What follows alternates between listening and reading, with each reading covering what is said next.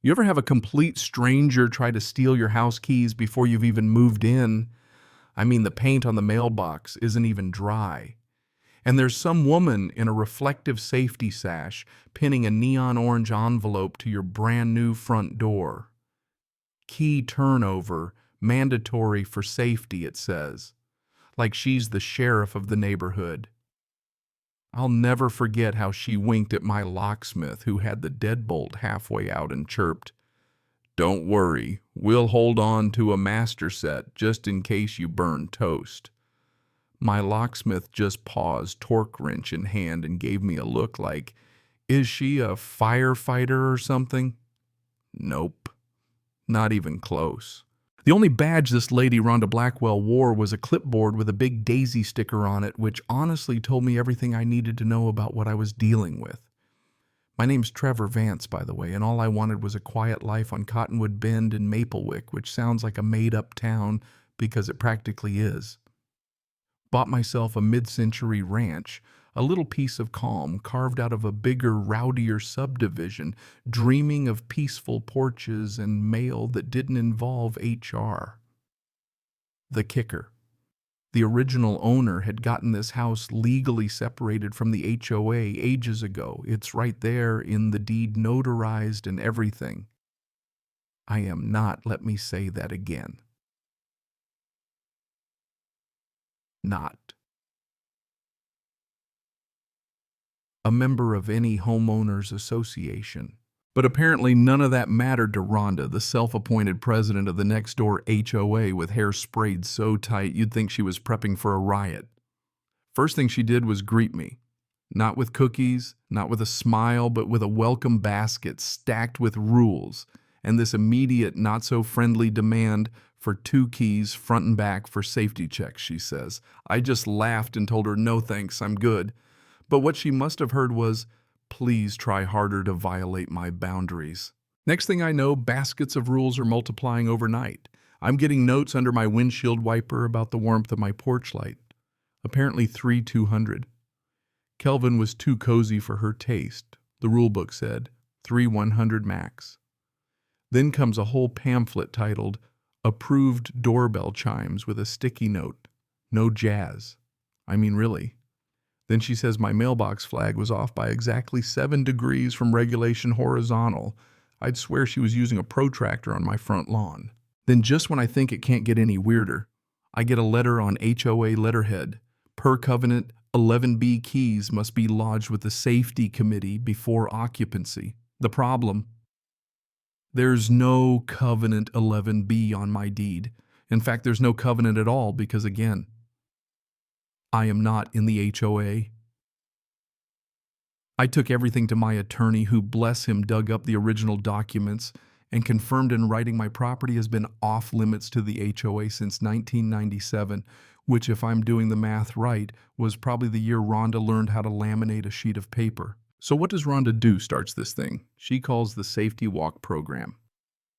Basically, her and 2 clipboard-toting friends start circling my house every evening at twilight, peering in my window, snapping photos of my house number like it's some rare bird.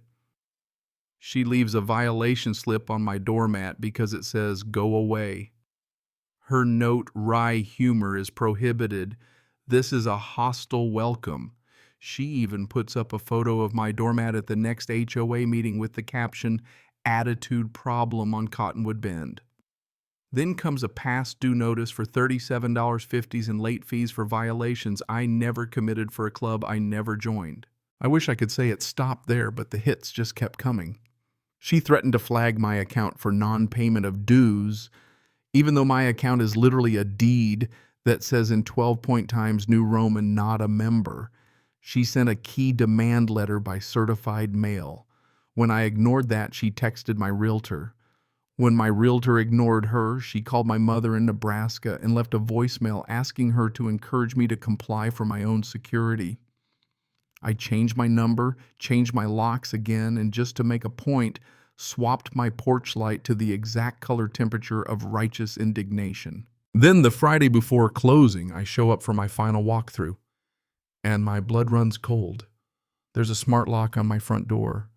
One I didn't order, one I didn't install.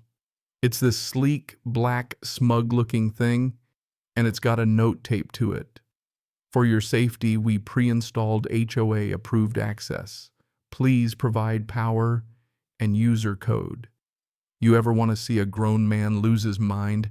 Watch me calling my electrician who shows up and kills the breaker, then finds this thin little wire fished through the siding drilled right into my door jamb. And of course there's a sticker on the device installed by Blackwell Community Safety Committee. I called the cops right then and there, reported trespass and tampering. The officers come out, take photos, take my statement, and I hand them copies of my deed, the plat map, the notarized release from the HOA, the whole pile printed on paper thick enough to knock out a raccoon. Then I email everything to the city attorney, who fires back within the hour. If they're pretending to have authority on property not subject to the association that's unlawful, save everything. Not 60 minutes later, Rhonda herself struts up to my porch, flanked by two guys in matching safety committee polos. I assume these are her pickleball buddies. She announces loud enough for the whole block to hear and my doorbell camera to record, "We're here to collect the mandatory keys as required by the covenant." But that's when Officer Ingwin steps out from his cruiser just as loud. "No, you're here to answer questions about unauthorized access to private property." Turns out these safety committee folks had installed those smart locks on 3 other houses down my private lane, not one of them in the HOA. The other owners just thought the locks were part of the deal, never asked questions. Officer Ingwin asks Rhonda for any paperwork showing she had a right to do this. She hands over the HOA newsletter, a laminated sheet of rules, and a ballpoint pen with her name on it. That's it. That's her evidence. Within the hour, it's like a Circus City Attorney Code Enforcement State Consumer Protection Division all show up at my door. Apparently, installing and holding keys to smart locks on homes you don't own is a very serious thing. The state rep spells it out for Rhonda point blank. Possessing keys or access to homes you don't own is not just inappropriate. It's a crime. Meanwhile, my locksmith is grinning ear to ear, holding up the confiscated smart lock like a trophy. This is just a cheap Wi-Fi model hooked to an email. Want to guess whose? Of course, Rhonda. Blackwell at Safety Committee. Whatever. The cops collect every single lock as evidence. City slaps a big orange notice on my door. Unauthorized security apparatus. Remove immediately. Then the consumer protection folks ask me if I want to add claims for deceptive trade practices and interference with my real estate sale. I'm standing there grinning like a guy who just discovered justice comes with coupons.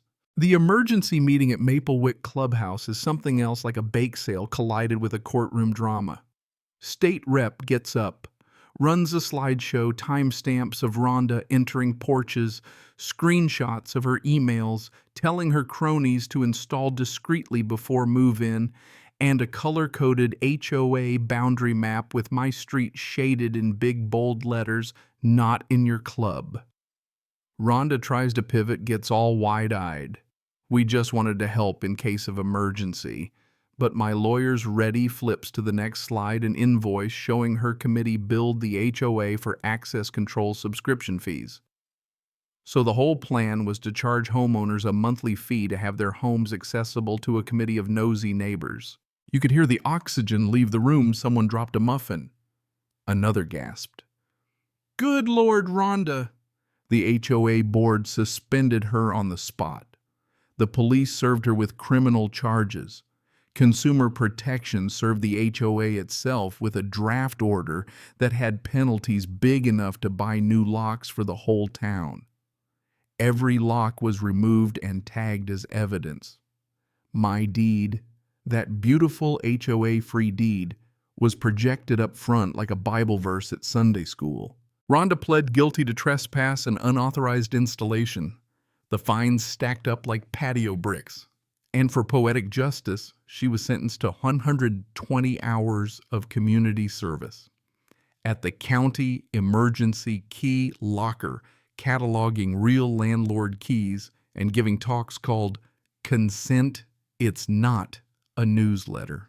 When the judge read the sentence, her face went from stubborn to pale to that look people get when they finally realize they've lost control of everything they thought they owned. So here's my question. Do you think it ever sinks in for folks like Rhonda? Or is there always another clipboard, another set of rules waiting just around the corner? Tell me what you'd do. Have you ever had someone try to strong-arm you out of your own home or steal your peace and privacy under the banner of community? Drop your story below. And hey, let's talk about what real justice looks like.